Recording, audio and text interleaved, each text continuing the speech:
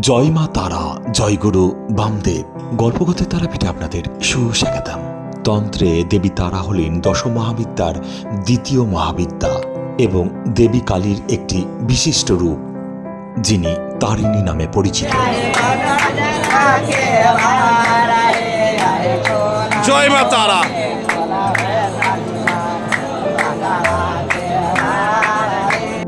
হিন্দু ধর্মে তান্ত্রিক ঐতিহ্যে দেবী তারা দশ মহাবিদ্যা বা 10 জন মহান জ্ঞান দেবীর অন্যতম।